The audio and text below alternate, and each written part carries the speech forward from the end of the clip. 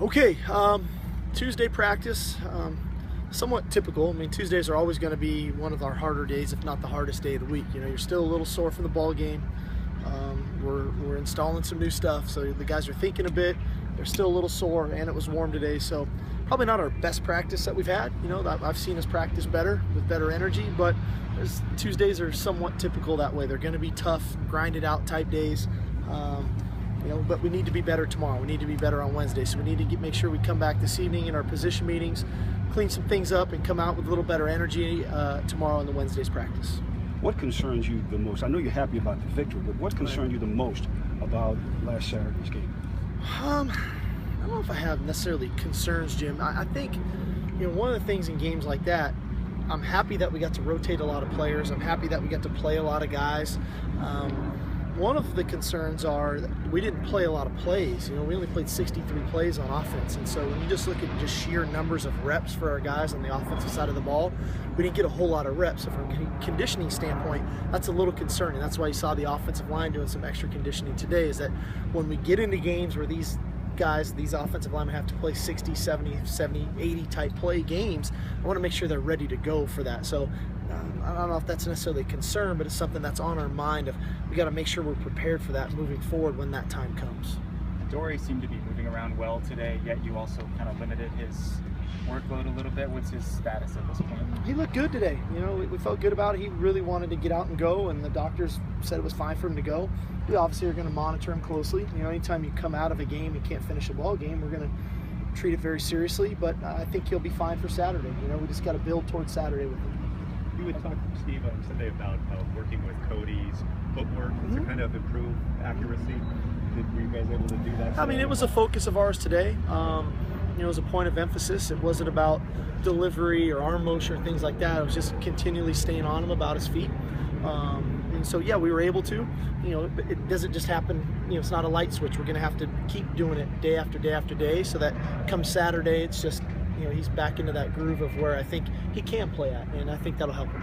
Given how little he's been able to practice, how important is it for Justin Davis to, you know, take some hits, get some work? Well, I think it's big for him. I think that's why you saw him in team run. We saw him doing some 9-on-7 in practice.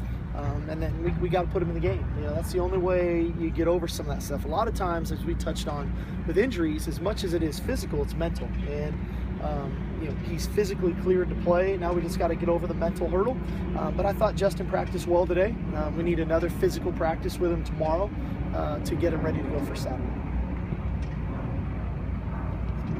Claude, how long was it also back?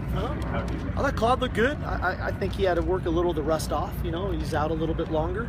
But as practice wore on, I thought he was really good. You know, I thought he was active. He looked fresh, which he should be. The other guys, you know, played Saturday and he didn't. So he looked fresh. He had a good, you know, bounce in his step. And so, you know, we'll see how he responds, you know, tomorrow and this evening and then tomorrow with the knee. But all signs, like I said, are pointing to him playing for Saturday. We're not seeing as much kind of substituting in the offensive line. It looks like it's a five-guy group, and that's the way to go. Well, I mean, that's our starting five. You know, in practice, it's a little easier to you have set blocks of plays that guys do. So, you know, if the ones do 5, then the twos do 5. If the ones do 3, the twos do 3. So, you know, they have their set rotation that way.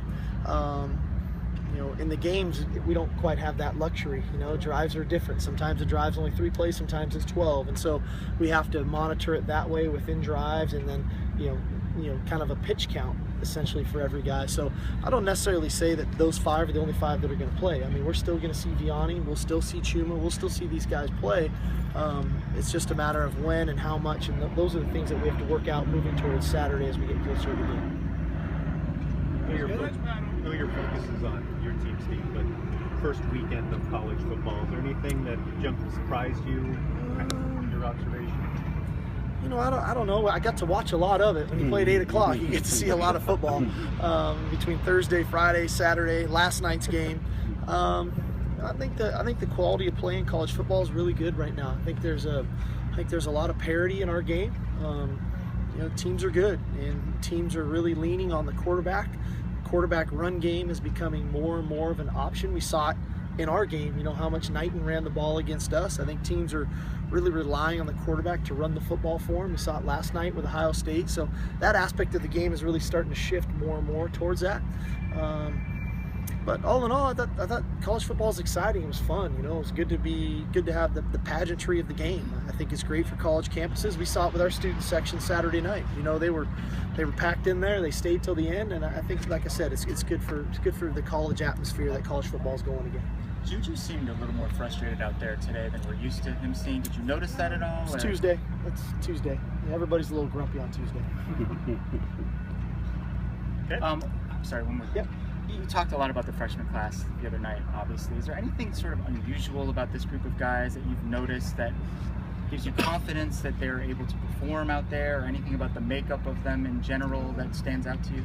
I don't necessarily mean if it's unusual. The majority of them went out there and just played football as they know it.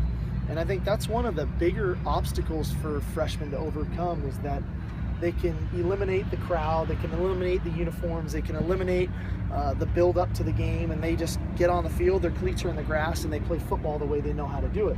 I thought for the majority of our guys, that's what they did, and that's saying a lot. I mean, I don't know necessarily if that's unusual, but it's one of the bigger obstacles, like I said, for a young player, a true freshman, to make that transition from high school to practice on the college level, then ultimately to game day, of not getting caught up in everything else that's going on and just play football the way they know how to play it. And I thought for the most part our guys did that the other night.